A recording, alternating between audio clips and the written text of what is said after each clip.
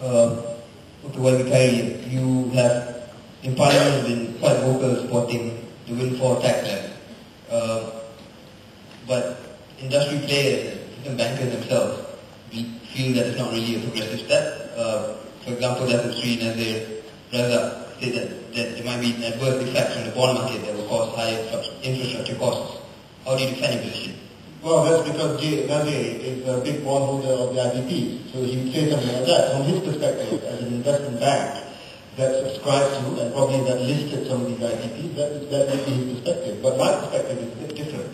Now, I'd like to go back slightly to where the next point is now. That was Anwar's suggestion that you can somehow squeeze about 3 billion ringgit from the IPPs by reducing the reserve margin from 40% to 20%. If I'm not mistaken, that was more or less what he said at EDP with the debate with Datuk Shabrici.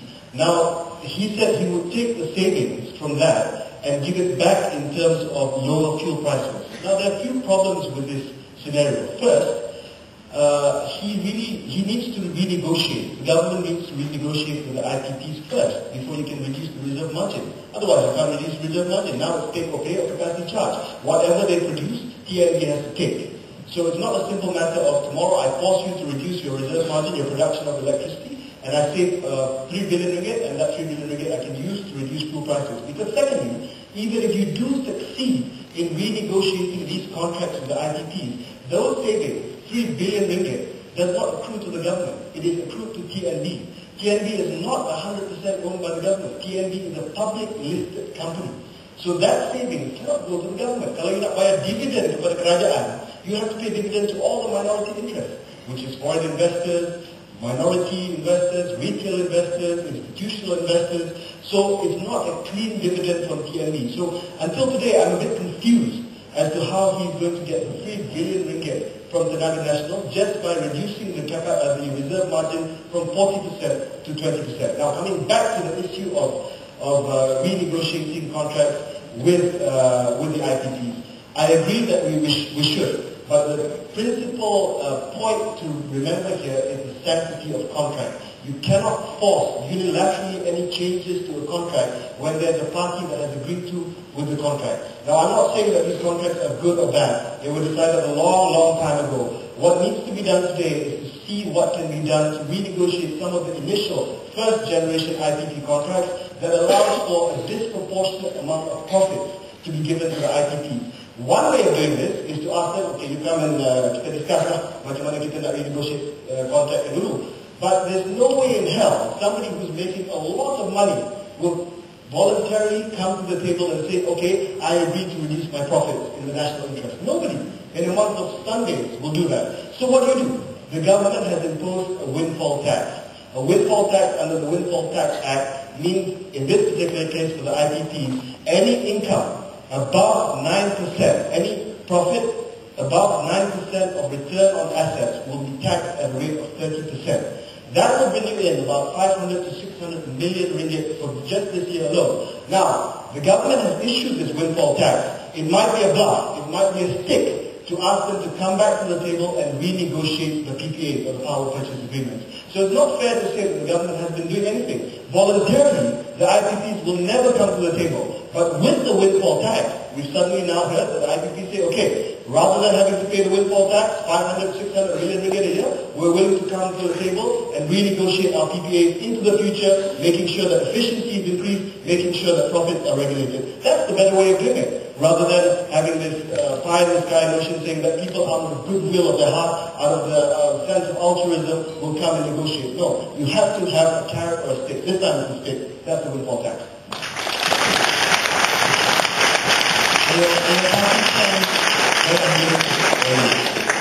Are your party's plans pretty unrealistic? No, I find that it's very realistic, and I'm more comfortable talking about negotiations because I graduated in law, whereas these people graduated in PPE. So this comes to more of my territory. But anyway, I think that with enough political will, we can come up with that 4 billion ringgit to reduce food prices for the people. Because how? Yeah, how would you come up with 4 billion? Because we have that money, and because previously we've seen it with PKS that where this lopsided project which made a few billion ringgit of losses, and then to bail out the company, the government could immediately come in and say we are willing to come up with 4.6 billion ringgit. We were on IPP.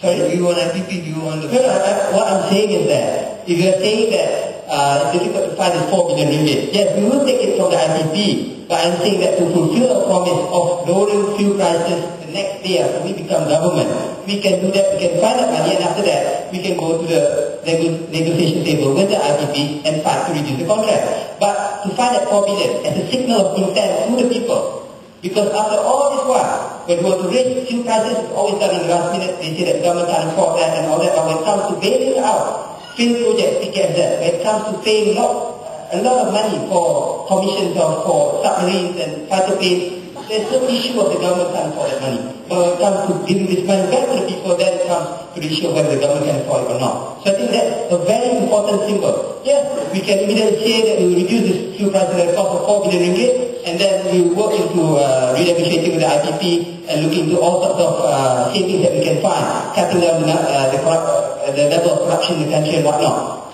But what I'm saying is that to tell the people that the government is really standing up for them, we can do that if we have enough political will. Definitely there, and I definitely think that the government, at least in the past, or not at least they're trying to do something that shows what a stronger opposition can do for you.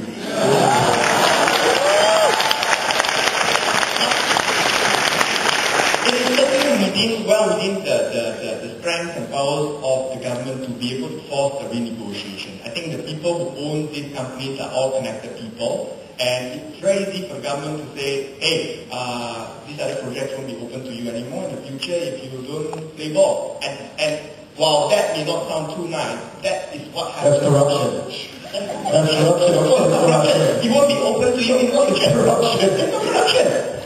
Anyway, so those are the things that can be done. That can be done if the government has sufficient political will.